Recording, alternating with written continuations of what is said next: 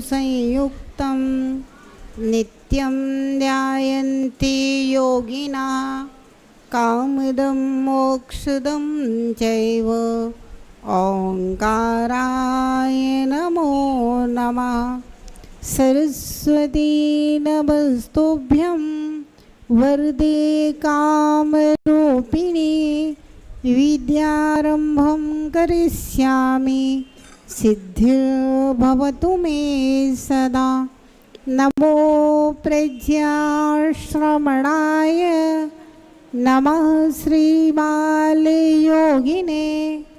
नमो आचार्य देवाय नमः श्री विराग सिंधवे नमः श्री विशुद्ध सिंधवे मोक्ष मार्ग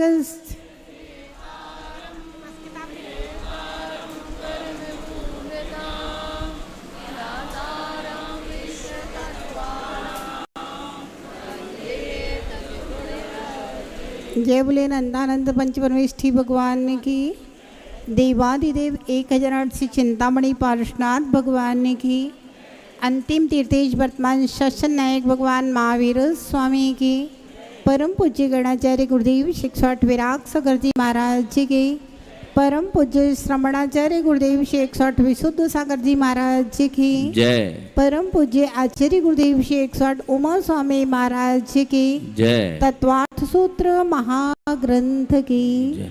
परम पूज्य गणनी शमनी आरिका रत्न 105 विवाह श्री माता जी की जय। सत्संग की जय। चलिए तत्वार्थ सूत्र के पहले अध्याय का पाठ कर लेंगे। सम्यक दर्शन ज्ञान चारित्राणि मोक्ष मार्गः तत्वार्थ श्रद्धानं सम्यक दर्शनं तन्निसर्गादधिगमाद्वा जीवाजीवाश्रव बंध संबर निर्जरा मोक्षास्तत्वं नाम स्थापना द्रव्य भावतस्तन्यासा प्रमाणयैरधिगमा निर्देश स्वामित्व साधनाधिकरण स्थिति विधानतः सत्संख्या क्षेत्र स्पर्शन कालांतर भावाल्पबोधत्वैश्च मतिश्रुतावधि मन पर्याय केवलानि ज्ञानं तत्प्रमाणे आद्य परोक्षं प्रत्यक्ष मन्यत मति स्मृति संज्ञा चिंता विनिबोध इत्यनर्थान्तरं तदिन्द्रियानिन्द्रिय निमित्तम् अवग्रहे हावाय धारणा बहुविध क्षिप्रा निश्रुतानुक्त ध्रुवाणां क्षेत्राणाम् अर्थस्य व्यंजनस्यावग्रह न चक्षुरनिन्द्रियाभ्यां श्रुतमतिपूर्वं द्वैनैकद्वादशभेदं भव प्रतियोबधिर्देवनारकाणां क्षयोपसं निप्ता षड्विकल्पा शेषाणां ऋजु विपुलमति मनः पर्यया विशुद्ध प्रतिपादाभ्यां तद्धिशेषा विशुद्धि क्षेत्र स्वामी विषयेभ्यो बधि मनः पर्यो मतिश्रुतियोर्निबन्धो द्रव्येषु सर्व पर्यायेषु रूपिस भवदे तदनंत भागे मना पर्यायस्य सर्वद्रव्य पर्यायेषु केवलस्य एकादीनि भाज्याने युगपदे कस्मिन्ना चतुर्भ्यः सदसो नैगम संग्रह व्यवहार रजुसूद शब्द समवेरूढ़ भूतानयः इति तत्वार्थाधिगमे मोक्ष शास्त्रे। चलिए बंध के 5 कारण कौन कौन से हैं? इंद्रचंद जी बताइए। बहुत अच्छा। मिथ्या दर्शन, अविरति, प्रमाद, कसाय, योग। मिथ्या दर्शन किसे कहते हैं? चंद्र प्रकाश जी।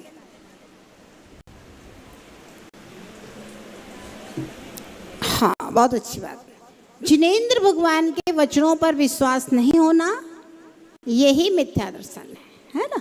सबसे छोटी, सबसे सरल, शॉर्ट एंड स्वीट परिभाषा, जिनेंद्र भगवान के वचनों में श्रद्धा नहीं होना, यही मिथ्या दर्शन है। नरेंद्र जी ठीक है ना? हाँ। अब मिथ्या दर्शन कितने प्रकार का होता है? हाँ आशा जी।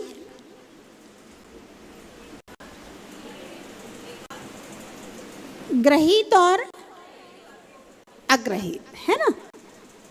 अग्रहित मिथ्या दर्शन किसे कहते हैं अशोक जी? आप अपनी भाषा में बताइए, ये किताब से कोई मतलब नहीं है, जो आपको समझ में आया है क्लास में वो बताओ आप। तो अनादिकाल से हाँ, आत्मा के अलावा पर पदार्थों को मैं आत्मभाव जो है, आत्मा मानने वाली जो मान्यता है, वही अग्रहित मिथ्या दर्शन है। ये निगोदिया जीव से लेकर के सारे जीवों में पाया जाता है। और ग्रहित मिथ्या दर्शन किसे कहते हैं नरेंद्र जी?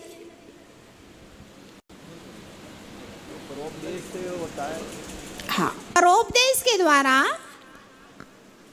जो कुगुरु कुदेव और कुशास्त्र की मान्यता बनाई गई है वो ग्रहित मिथ्या दर्शन है। ठीक। अविरति किसे कहते हैं? कौन बताएगा पुरुष वर्ग में?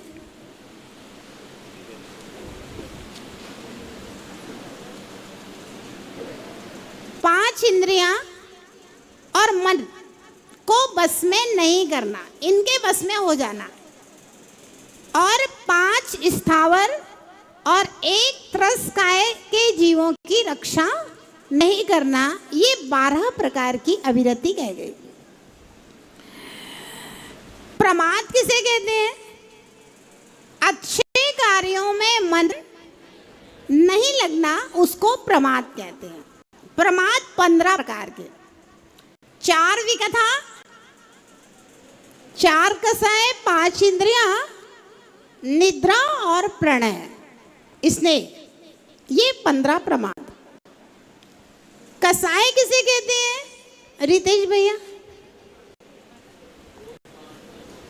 हाँ, क्रोध मान माया लोभ को कसाय कहते हैं।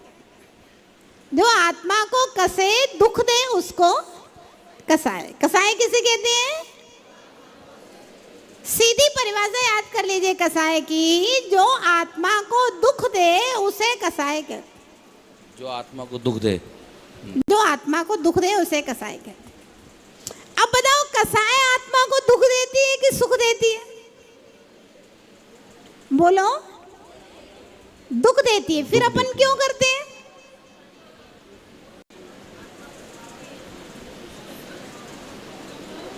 रितेश भैया, कसाय आत्मा को दुख देती है कि सुख देती है?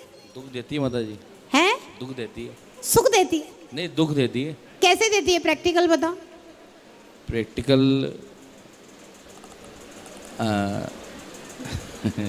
अच्छा, एक काम करो, आज आपके लिए होमवर्क है। हाँ। कसाय आत्मा को दुख देती है, ये बात आपको सिद्ध करना है। कैसे दुख देती है? आप अपना अपना एक एक आर्टिकल लिख के लाना।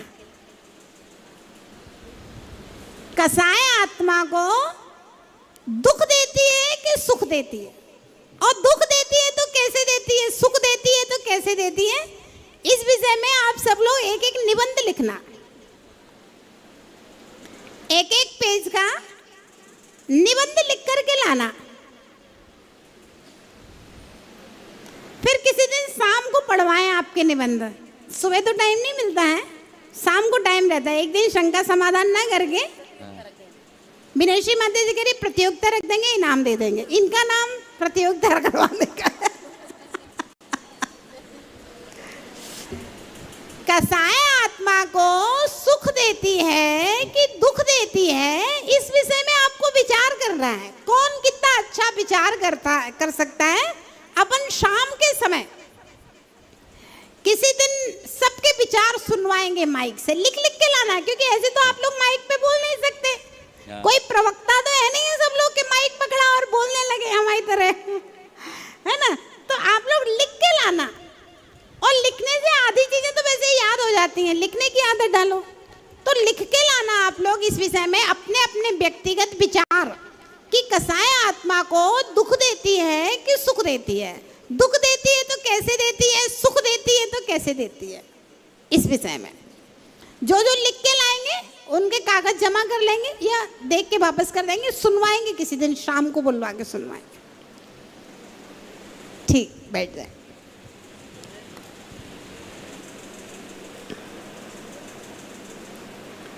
एक दिन हम बैठे थे तो हमने इस विषय में बहुत चिंतन किया कि कसाय आत्मा को सुख देती है कि दुख देती है। विचार कर रहे थे हम सामायिक में इस विषय का कि आखिर कसाय आत्मा को दुख कैसे देती है? अशोक जी, ये बहुत विचारणीय विषय है और हर व्यक्ति के जीवन में घटित होने वाली चीज है पवन भैया, है ना। हर व्यक्ति के जीवन में घटित होने वाली चीज है कि आखिर लोभ के कारण हम इतना धन संग्रह करते रहते हैं। तो हम ये संग्रह सुख के लिए कर रहे हैं कि दुख के लिए कर रहे हैं? रौनक भैया, ये संग्रह सुख के लिए कर रहे हैं कि दुख के लिए कर रहे हैं? ये संग्रह हमें सुख दे रहा है कि दुख दे रहा है? आप विचार तो करो।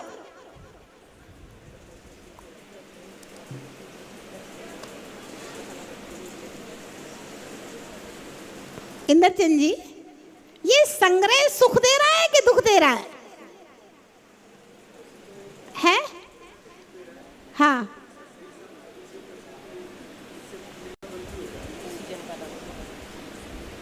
सदुपयोग की चर्चा नहीं है। अपना सवाल ये है कि कसाय सुख देती है या दुख देती है ना। अब आप इस विषय में अपना एक आर्टिकल लिख के लाना। जो लिख सकते हैं, बुद्धिजीवी हैं, वो लिखना। हम सबके आर्टिकल पढ़ेंगे उसमें, है।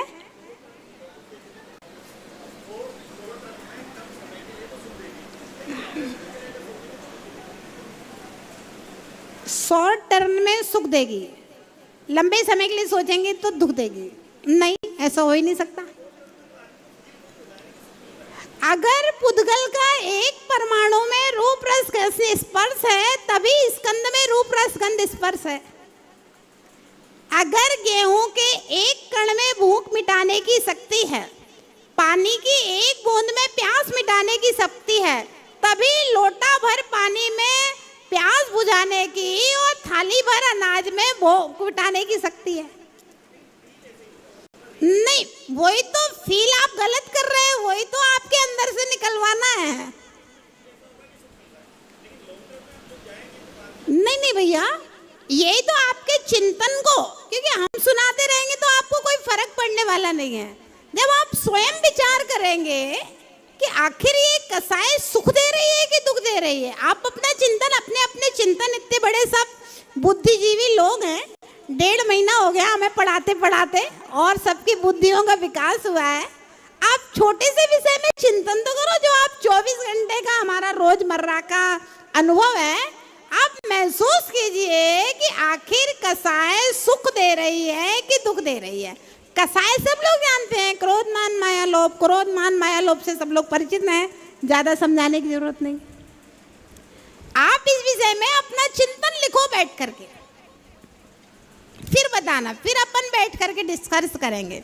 शाम को फ्री रहते हैं, शाम के समय अपन बता देंगे किस दिन करना है, तो उस हिसाब से लोग आ जाएंगे, फिर उस हिसाब से अपन कर लेंगे, ठीक है ना। एक आर्टिकल लिखना है सबको। चलिए अब अपन आगे चलते हैं। अब देखिए, प्रकृति बंध के मूल भेद। मैंने आपको बताया था, अगर हम कर्म को और आत्मा को समझ लेंगे तो भेद विज्ञान हो जाएगा। किताबें मत पलटो, हम जो कह रहे हैं उसको सुनो पहले। पेज नंबर निकाल दो, हम बता देते हैं। 384 पेज नंबर निकाल करके रख दो। अगर हम कर्म को और आत्मा को समझ लेंगे तो हमारे लिए भेद विज्ञान हो जाएगा।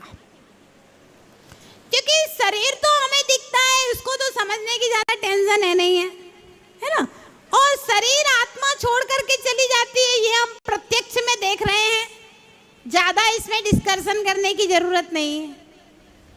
अब समझना क्या है, इस शरीर के अंदर जो आत्मा और कर्म है, उन दोनों चीजों को हमें समझना है। और जब हम आत्मा और कर्म का विभाजन कर देंगे तो मुझे समझ में आ जाएगा कि आखिर कर्म क्या है और आत्मा क्या है। तो कर्मों की 8 प्रकार की प्रकृति के रूप में अभी हम पढ़ने जा रहे हैं। सबसे पहले आने वाला है ज्ञानावरण कर्म, क्योंकि आत्मा के अनंत गुणों में अगर सर्वश्रेष्ठ कोई गुण है तो आत्मा का ज्ञान गुण है। आत्मा में अगर ज्ञान गुण नहीं होता ना, तो फिर आत्मा के होने ना होने का कोई मतलब ही नहीं था। आप रसगुल्ले का स्वाद लेते हैं, काय से लेते हो सीताराम जी? है रसगुल्ले का स्वाद काय से लेते हो? आप विचार तो करो, आखिर आप रसगुल्ले का स्वाद काय से लेते हो? जीभ से। जीभ तो मुर्दे के अंदर भी है, वो स्वाद नहीं ले रहा है ललित भैया, जीभ तो मुर्दे के अंदर भी है, लेकिन मुर्दे को रसगुल्ले का स्वाद नहीं आ रहा। पवन जी,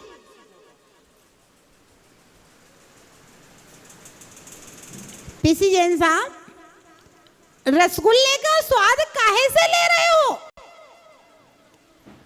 आत्मा के अंदर अनंत गुणों में जो ज्ञान गुण है, उससे आप रसगुल्ले का स्वाद ले रहे हो। निमित्त भले जीभ बन रही है, लेकिन आत्मा के ज्ञान गुण से आप रसगुल्ले का स्वाद ले रहे हैं।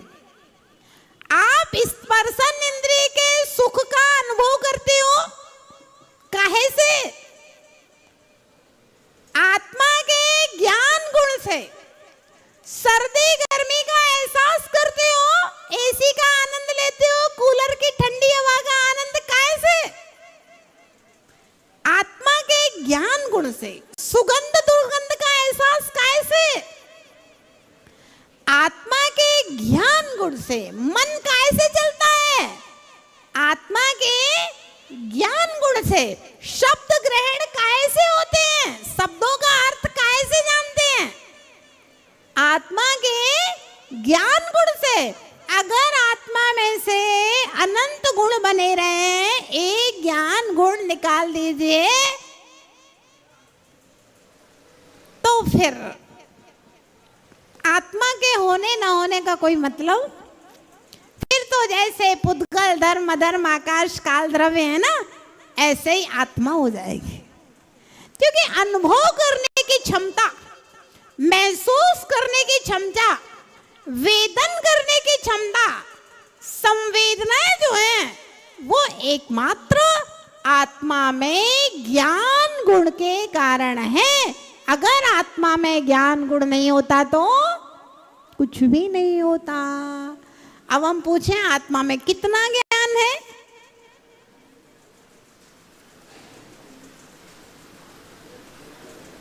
कितना ज्ञान है आत्मा में? कितना ज्ञान है बोलो? ऐसे नहीं, इस विषय को हमें बहुत गंभीरता से बैठ कर के विचार करना चाहिए। सम्यक ज्ञान के 3 दोष होते हैं। संशय, शंका। आत्मा में कितना ज्ञान है, क्या है, पता नहीं है। अब केवल ज्ञान के ऊपर कैसे विश्वास किया जा सकता है? संशय। आत्मा में इतना केवल ज्ञान हो ही नहीं सकता।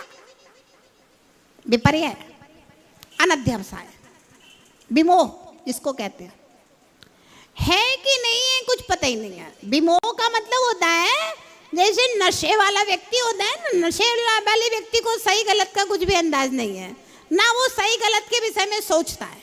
मतलब विपरीत वाला तो उसने विपरीत को मान लिया है, संशय वाला सोच तो रहा है लेकिन निर्णय नहीं कर पा रहा, उसका ज्ञान डगमगा रहा है। लेकिन अनध्यवसाय वाला विमोह, जैसे नशेची होता है ना, उसको कुछ किसी चीज का होश ही नहीं है। तो विमोह अथवा अनध्यवसाय कहिए, इसमें व्यक्ति सोचता ही नहीं, कोई निर्णय ही नहीं, अनिर्णय, तो उसको कोई मतलब ही नहीं है जैसे। तो ये सम्यक ज्ञान के 3 दोष कहे गए हैं, इन दोषों से ज्ञान मिथ्या हो जाता है। अभी हम आपको एक टॉपिक दे रहे हैं सिर्फ भगवान के केवल ज्ञान का, क्योंकि केवल ज्ञान से सारी बातें क्लियर हो जाती हैं। आत्मा के अनंत गुणों में अगर हमने केवल ज्ञान को स्वीकार कर लिया है तो फिर बाकी चीजें फिर अपने आप जल्दी जल्दी स्वीकार हो जाएंगी, कोई दिक्कत वाली बात नहीं है। आप विचार कीजिए कि मेरी आत्मा में, आपकी आत्मा में, भगवान की आत्मा में, सिद्धों की आत्मा में, गुरुओं की आत्मा में कितना ज्ञान है? हाँ, कितना ज्ञान? सोचना है अपने को, अच्छे से बैठ करके विचार करना है, कुछ भी नहीं करना है। क्योंकि आज हमें ज्ञानावरण कर्म की प्रकृति के विषय में पढ़ना है ना, तो इसलिए ज्ञान के विषय में सोचिए। क्योंकि जब आप आत्मा के ज्ञान गुण को देखेंगे और ज्ञानावरणी कर्म को देखेंगे, तब आपको आत्मा की और कर्म की भिन्नताओं और आत्मा की मिली हुई अवस्था में मेरी क्या दशा है ये समझ में आएगा। और ये सब पढ़ने का यही उद्देश्य है, किताब पूरी नहीं करना है, ना किताब पूरी पढ़ाना है। जितना आप समझ जाओ अच्छे से इतने समय में, वो बढ़िया है। बाकी किताब पूरी करने में तो कोई दिक्कत नहीं, भाई किताब आप ले जाओ, घर में पढ़ लो, किताब पूरी पढ़ लोगे, हमारी जरूरत ही कहाँ है। लेकिन विषय आपके अंदर चला जाए, तत्व की बात आपके समझ में आ जाए और तत्व के ऊपर आपकी गहरी श्रद्धा बैठ जाए, ये तत्वार्थ सूत्र का क्लास आपके सम्यक दर्शन का निमित्त बन जाए और वह सम्यक दर्शन आपके निर्वाण का कारण बन जाए, ये तत्वार्थ सूत्र पढ़ने के लक्ष्य है, उद्देश्य है। अगर 2-5 लोग भी अगर सम्यक तो प्राप्त कर लेते हैं तो 4 महीने तत्वार्थ सूत्र पढ़ाना सार्थक और सफल हो जाएगा, है ना। तो आत्मा में कितना ज्ञान है, हम इस विषय के ऊपर विचार कर रहे हैं अभी एक बार कि आत्मा में आखिर कितना ज्ञान है। आत्मा में तो हमारी आत्मा में इतना ज्ञान है, इतना ज्ञान है,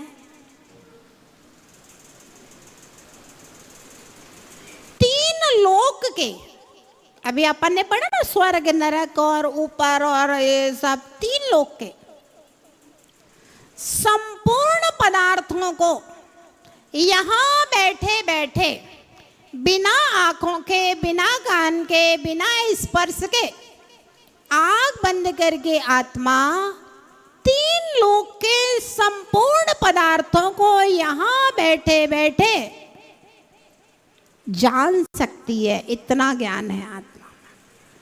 3 लोक ही नहीं, एक लघु तत्वस्फोट नाम का ग्रंथ है जो आचार्य अमृतचंद्र महाराज के द्वारा लिखा गया है, शायद अमृतचंद्र महाराज, अमृतचंद्र, उसमें उन्होंने लिखा 3 लोकों जैसे अगर अनंत लोक भी होते, 3 लोकों जैसे अनंत लोक भी होते, तो आत्मा उन अनंत लोकों को जानने में समर्थ है। अब लोक के बाहर कुछ है ही नहीं तो क्या जानेगी? पदार्थ होगा तभी तो जानेगी, पदार्थ ही नहीं है तो किसको जानेगी? और आत्मा सिर्फ लोक को ही नहीं जानती है, अनंत लोकाकाश है उसको भी केवल ज्ञान जानता है। और सिर्फ वर्तमान की पर्याय को नहीं, अनंत भूतकाल की पर्याय और अनंत भविष्यकाल की पर्याय को भी जानती है। और केवल मूर्त पदार्थों को ही नहीं, अमूर्त पदार्थ जो रूप, रस, गंध, स्पर्श से रहित हैं, उन पदार्थों को भी आत्मा जानती है। कितना ज्ञान हो गया आत्मा के अंदर बताओ? केवल ज्ञान, है ना। जितनी वस्तुएं, हर चीज की, हर मतलब वास्तु विज्ञान कहां से निकला? भगवान की वाणी में खिरा। मंत्र शास्त्र कहां से निकले? तंत्र शास्त्र, यंत्र शास्त्र कहां से निकले? औषधि शास्त्र कहां से निकले? भूगोल, खगोल, केमिस्ट्री, फिजिक्स, पदार्थ की व्यवस्था कहां से निकले? सब भगवान के केवल ज्ञान से। कौन सा आचरण करने से क्या होगा, कैसे होगा, सब कहां से आया? सब भगवान के केवल ज्ञान से निकला। अभी तो हम जो आपको पढ़ा रहे हैं ना, आप लोगों को लगता है कि बहुत कठिन विषय है, बहुत सूक्ष्म बातें पढ़ा रहे हैं। नहीं, ये बहुत सरल चीजें हम आपको पढ़ा रहे हैं। जब हमने एक किताब लिखी ना, तो एक किताब लिखने के मेरे अपने अनुभव थे, क्योंकि किताब लिखने के 10 साल पहले से हम तत्वार्थ सूत्र पढ़ाते चले आ रहे थे। ऐसी तो तत्वार्थ सूत्र की पुस्तकें तो बहुत है, सैकड़ों लेखकों की किताबें हैं, सब लोग अपने अपने हिसाब से व्याख्यान करते हैं। लेकिन मैंने जब इसको लिखा तो एक सार्वजनिक सभा में जितना हम सबको समझा सकते हैं, सरल सरल बातें हैं, उसी को लिखने का प्रयास किया और बाकी चीजों को नहीं लिखा। मतलब तो जो हम पढ़ रहे हैं ये बहुत सरल चीजें हैं, मोटी मोटी चीजें हैं, सूक्ष्म चीजें नहीं है। सूक्ष्म गणित को जब हम देखते हैं आश्चर्य होता है मुझे तो, कैसे सूक्ष्म व्याख्यान भगवान की वाणी के द्वारा किए गए। गोमटसार कर्मकांड को और लब्धिसार और छपणासार ग्रंथ, विशेष तौर से लब्धिसार और छपणासार को, इंद्रचंद जी आपने स्वाध्याय किया? कभी अवसर मिले तो पढ़ना जरूर, लेकिन कोई पढ़ाने वाला होगा तभी पढ़ा जाएगा, अपने से नहीं आता है ना। अशोक जी कभी अवसर मिले तो लब्धिसार और छपणासार ग्रंथ की वाचना करेंगे अपन, है ना। इन ग्रंथों में नरेंद्र भैया, आप लोग सब स्वाध्याय प्रेमी लोग हो, बाकी तो ये सब स्वाध्याय करना सीख रहे हैं ये सब पुराने स्वाध्याय प्रेमी लोग हैं। इन ग्रंथों में जैसे अभी हमने बताया, एक समय में अनंत कर्म बन रहे हैं। अब वो अनंत कर्मों का 70 कोड़ा कोड़ी सागर में बंटवारा कैसे होगा, फिर दूसरे समय में बंधा उसका बंटवारा कैसे होगा, फिर तीसरे समय में बंधा, एक समय में तो असंख्यात समय हो गए ना, उनका बंटवारा कैसे होगा, कैसे परिणामों से, कैसे वो उदय में आएंगे, किस क्रम से उदय में आते, इन सब चीजों की इतनी सूक्ष्म व्याख्या है, इतनी सूक्ष्म व्याख्या है कि अपन कल्पना ही नहीं कर सकते, सोच ही नहीं सकते। कोई साधारण दिमाग का आदमी का तो बस का नहीं है, वो भगवान के केवल ज्ञान के ही बस का है। और जब उन सब चीजों को पढ़ते हैं तो लगता है कि वास्तव में जैन दर्शन, जैन शासन क्या है। ये तो हम लोग बहुत छोटी छोटी सी स्थूल चीजें आप लोगों को पढ़ाने का, स्वाध्याय में थोड़ा आपका रुचि बने, जैन कुल में जन्म लिया है तो कम से कम आप सोचो, जानो तो सही आखिर जैन धर्म क्या है। तो उसके लिए सरल सरल चीजें बताने की, समझाने की कोशिश करते हैं, कुछ तो समझ में आ जाए जिससे सम्यक दर्शन हो जाए।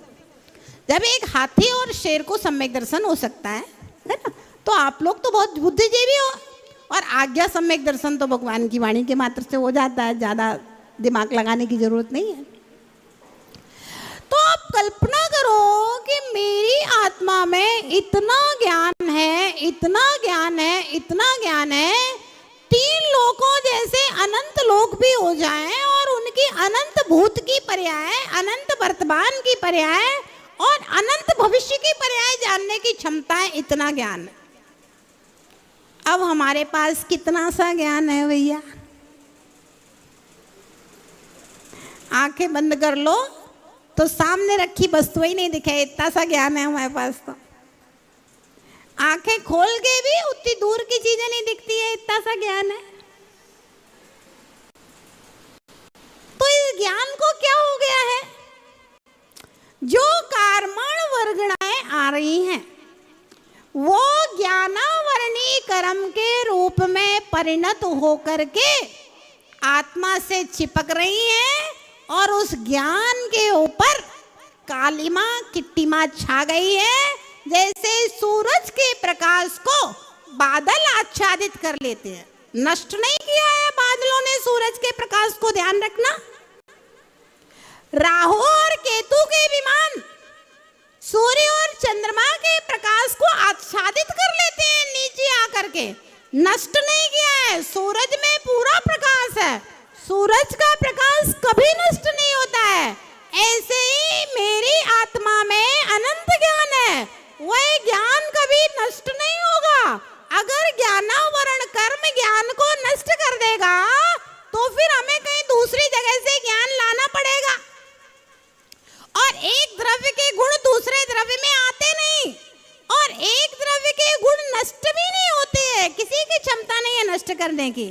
तो ज्ञानावरणीकरण ने हमारे ज्ञान गुण को ढक लिया है। अब हमें क्या करना है? क्या करना है भैया? क्या करना है? ज्ञान प्राप्त नहीं करना है। ज्ञानावरणी कर्म का पर्दा हटा दीजिए, ज्ञान तो आपकी आत्मा में से निकल आएगा। अब ज्ञानावरणी कर्म का पर्दा कैसे हटेगा?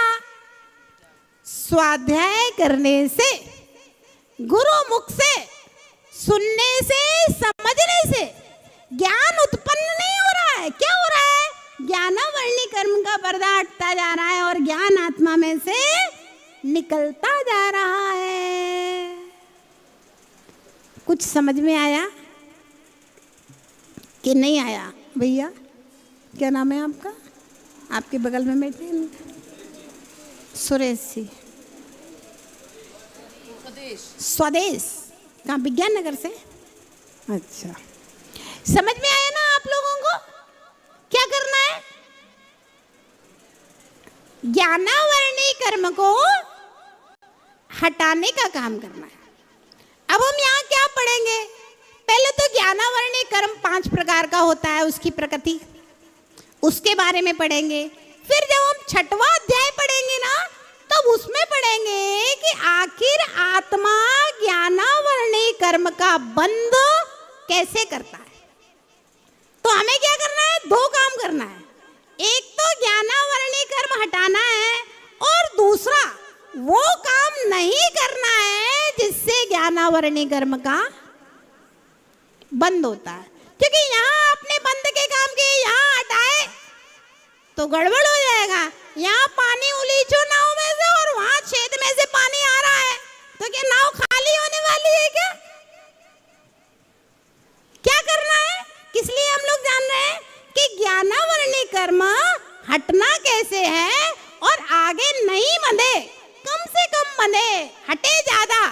ऐसा काम करने से मेरी आत्मा में ज्ञान बढ़ता जाएगा, बढ़ता जाएगा, बढ़ता जाएगा, बढ़ता जाएगा, बढ़ता जाएगा। और कब तक बढ़ेगा? जब तक केवल ज्ञान प्रकट नहीं हो जाता है। तो आत्मा का मूल गुण क्या है? प्रथम गुण क्या है? सबसे ज्यादा महत्वपूर्ण गुण कौन सा है? ज्ञान गुण, जिसको ज्ञानावरणीकरण ने ढक दिया है। फिर दर्शन गुण। दर्शन का तात्पर्य होता है किसी वस्तु का सामान्य अवलोकन, सत्ता का अवलोकन। पहले किसी वस्तु की सत्ता का अवलोकन होता है, फिर हम उसके बाद में उसमें ज्ञान लगाते हैं। तो दर्शनावरणी कर्म ने मेरे अनंत दर्शन को, हमारी आत्मा में अनंत वस्तुओं के सत्ता के अवलोकन की क्षमता है। यहाँ बैठे बैठे बिना आँख के देखे दर्शनावरण कर्म ने उसको ढक दिया है। ये ज्ञानावरण और दर्शनावरण साथ साथ चलते हैं। अब आता है अंतराय कर्म। मेरी आत्मा की क्षमताएं कितनी है? बिना भोजन किए आत्मा अनंत काल तक जीवित रह सकती है ना? लेकिन हम लोग एक दिन उपवास कर लेते हैं तो चक्कर आने लगते हैं, और 1 महीने का उपवास कर लेता है कोई 32 दिन का, तो लोग कहते हैं भैया इसका कोई भरोसा नहीं है, ऊपर न चला जाए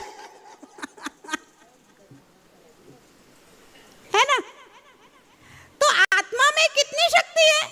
बिना खाए पिए अनंत काल तक गुजार सकते हैं, लेकिन हम तो अन्न के कीड़े बने हुए हैं, बिना खाए तो कुछ चलता ही नहीं। हम लोग तो खा खा के चक्कर आ रहे हैं, खा खा के दिन रात खाते हैं, फिर भी खून की कमी हो रही है, कमजोरी आ रही है, फिर डॉक्टर खून की बोतलें चढ़ा रहा है और विटामिन की गोलियां खाई जा रही है। भाई क्या है ये सब? अंतराय कर्म का उदय है, वीर्य अंतराय।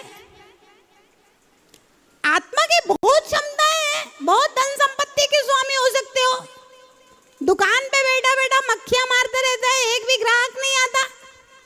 ग्राहक आता है तो 50 चीजें देख के खरीद के नहीं जाता है, और खरीद भी ले जाता है तो उधार ले जाता है, पैसे नहीं आते, पेमेंट नहीं आता है। लाभांतराय कर्म का उदय चल रहा है। दान देना चाहते हो, अंतराय आ गया, दानांतराय कर्म का उदय। हम लेना चाहते हैं, अंतराय आ गया, लाभांतराय कर्म का हमारा उदय। उपभोगांतराय, बहुत बढ़िया मकान बनाया है, किराएदार रख दिया, अब ना तो मकान खाली कर रहा है और किराया भी दे रहा है।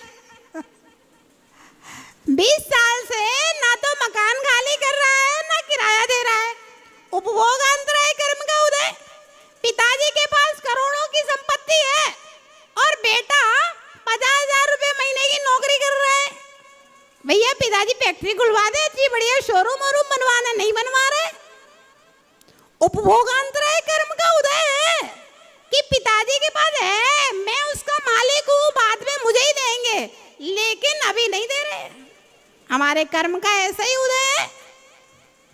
बहुत धन संपत्ति है, पति दान करना चाहता है लेकिन पत्नी हाथ पकड़ लेती है, रोक नहीं देने देती।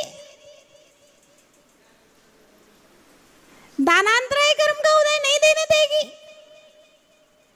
तो इस प्रकार से अंतराय कर्म चलता है। मोहिनी कर्म की प्रकृति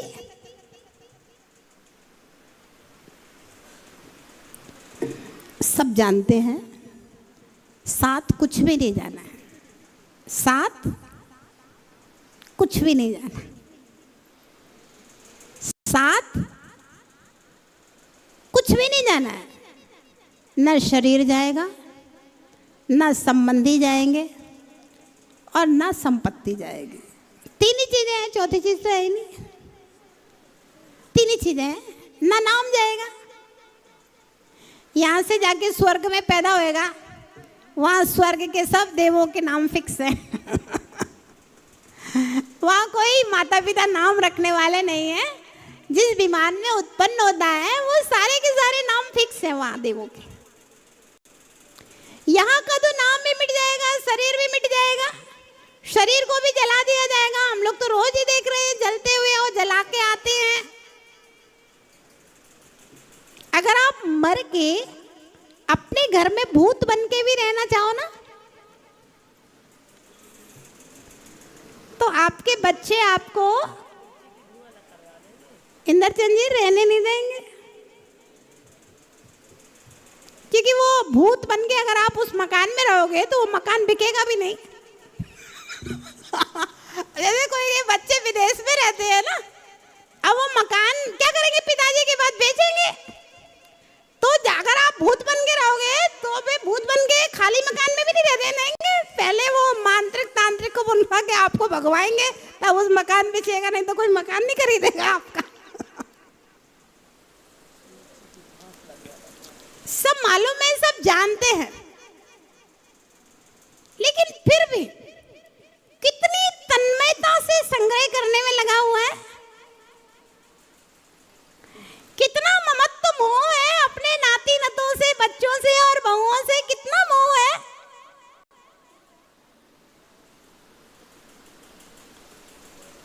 कौन काम कर रहा है? मोहिनी कर्म। सब कुछ जानते हुए भी नशा चढ़ाए हुए हैं, जागृत नहीं होने देता, आत्मा को चारित्र धारण नहीं करने देता। जिनेंद्र भगवान के वचनों के ऊपर मोहिनी कर्म विश्वास नहीं होने देता। सब कुछ कर्म सिद्धांत के अनुसार हो रहा है और होगा, लेकिन फिर भी हम भटक जाते हैं, फिर भी भटकते हैं। अगर हमें कोई बेहतर भी परेशान करेगा तो भी कर्म हमारा है, पाप कर्म उसी के कारण परेशान कर रहा है और कोई कारण नहीं। हर चीज के पीछे लॉजिक मेरा कर्म ही है। कोई हमें कुछ दे रहा है, अच्छा कर रहा है तो भी कर्म है, और कोई मेरा बुरा कर रहा है तो भी कर्म है। लेकिन मोहिनी कर्म क्या करता है? जिसने थोड़ा सा अच्छा कर दिया उसे इतना राग, इतना राग, इतना राग, और जिसने थोड़ा सा बुरा कर दिया उसके प्रति इतना द्वेष, इतना द्वेष, इतना द्वेष, जैसे पर ही मेरा करता है जबकि मैं स्वयं का करता हूं। कौन काम कर रहा है? मोहिनी कर्म काम कर रहा है। ना तो मुनि बनने देगा, ना आत्मा का ध्यान करने देगा, ना प्रतिमाधारी बनने देगा आपको, और ना सम्यक दर्शन होने देगा। ये सारे काम कौन कर रहा है? मोहिनी कर्म। शरीर नाम कर्म के द्वारा शरीर की रचना, गोत्र कर्म के द्वारा उच्च नीच कोल में गोत्र में जन्म, आयु कर्म के द्वारा 4 प्रकार की आयु का मिलना, और वेदनी कर्म के द्वारा इंद्रियों के सुख दुख का वेदन। ये 8 कर्मों की प्रकृतियां होती हैं। अब हम चलिए सूत्र में पढ़ लेते हैं ये 8 कर्मों की प्रकृतियां। अब तो केवल पढ़ना बस है, समझा तो पूरा दिया आपको। Page number 384। आद्यो ज्ञान दर्शनावरण वेदनीय मोहनी यायुर नाम गोत्रांतराया। पढ़िए।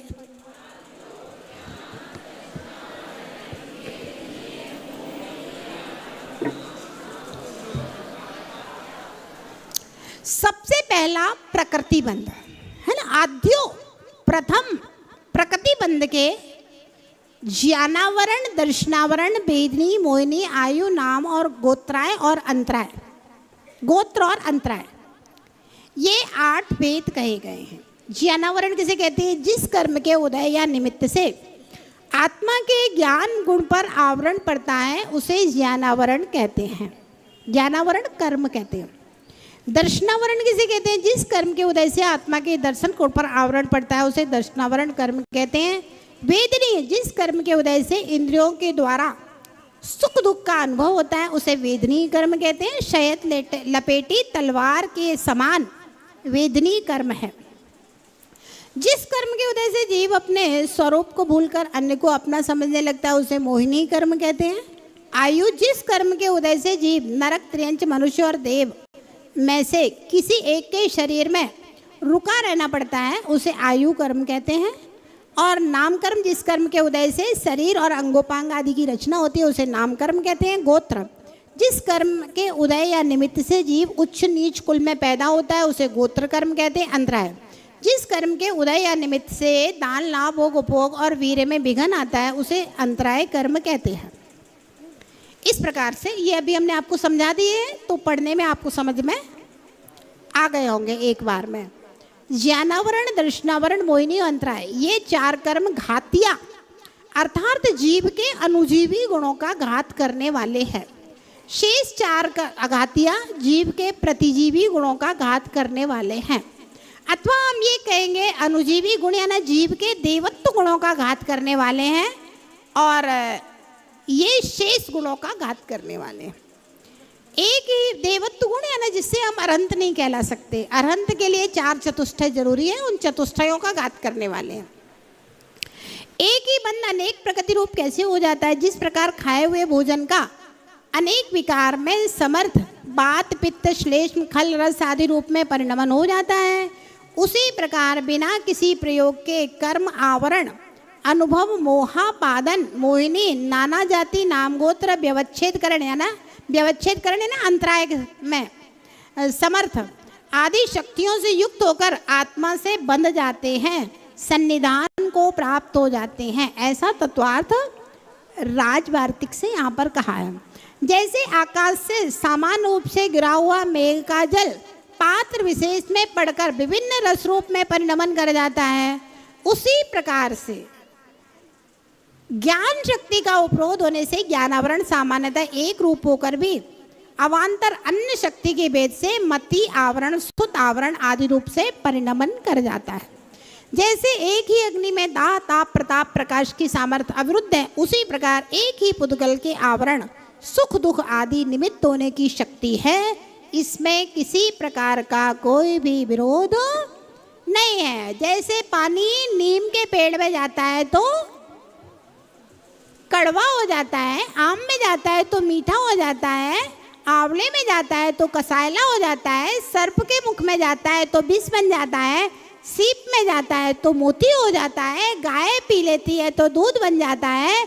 इसी प्रकार से एक ही कर्म अनेक रूप परिणमन करने की सामर्थ्य वाला होता है, तो वह एक ही द्रव्य कर्म 8 प्रकार के ज्ञानावरण आदि रूप की शक्ति से समन्वित होकर के आत्मा के साथ बंधन को प्राप्त हो जाता है।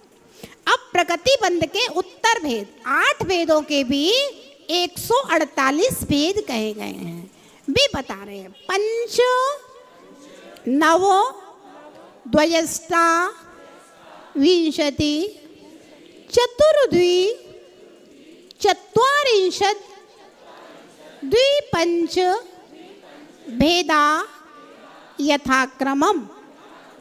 पढ़िए।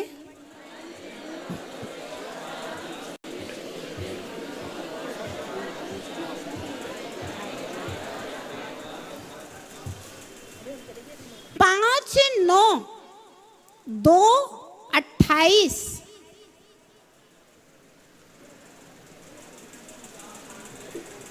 4 42 2 5 इस तरह से क्रमशः ज्ञानावरण के 5, दर्शनावरण के 9, वेदनी के 2, मोहिनी के 28, आयु के 4, नाम कर्म के 42 और गोत्र कर्म के 2 अंतराय के 5 भेद कहे गए हैं। अब यहाँ पर सबसे पहले हम ज्ञानावरण के 5 भेद कौन से हैं उनके विषय में जानेंगे। मतिश्रुतावधि, मनः पर्यय, केवला नाम। पढ़िए।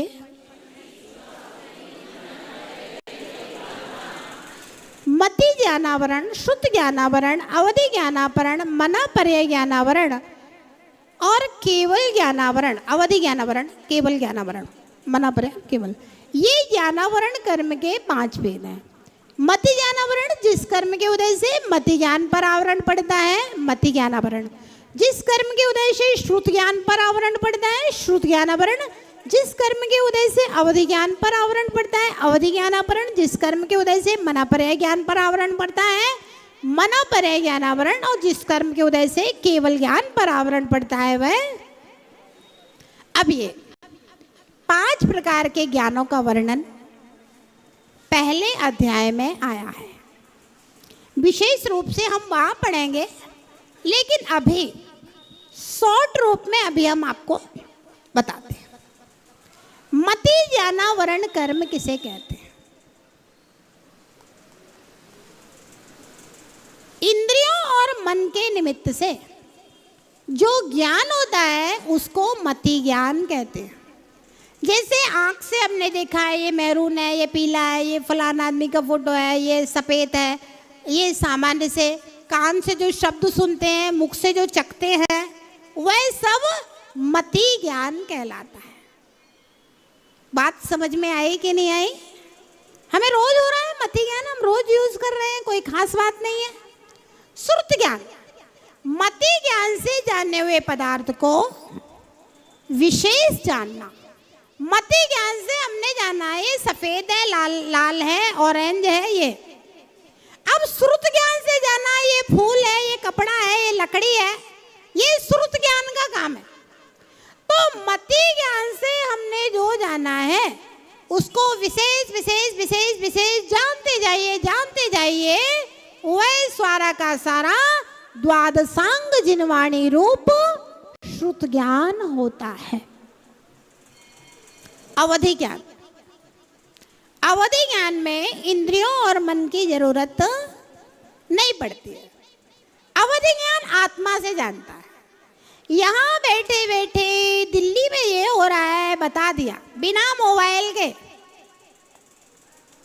बॉम्बे में ये हो रहा है, पिछले जन्म में तुमने मुनि की निंदा की थी, सीता से कहा था, इसलिए तुम्हारा धोबी ने अपवाद किया।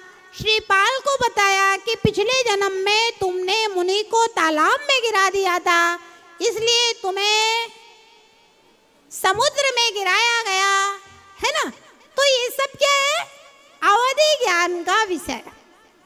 पिछले जन्मों की और आगामी आने वाले एक निश्चित समय की निश्चित क्षेत्र की बात को बता देने वाला बिना इंद्रियों की सहायता के अवधि ज्ञान होता है। मना परे ज्ञान, किसी के मन की बात को बता देना, पिछले जन्म में फलान समय तुमने ऐसा सोचा था, आगे तुम ऐसा सोचने वाले हो। मना परे ज्ञान, बिना इंद्रियों की सहायता के, मन की सहायता के दूसरे की मन की बात को आत्मा से बता दे। और केवल ज्ञान के बारे में तो अभी हम आपको बता ही चुके हैं। बिना इंद्रियों की सहायता के, मन की सहायता के अनंत भगवान आत्मा में लीन रहते हैं, लेकिन अनंत पदार्थ उनके ज्ञान में झलकते रहते हैं। त्रिकालवर्ती केवल ज्ञान।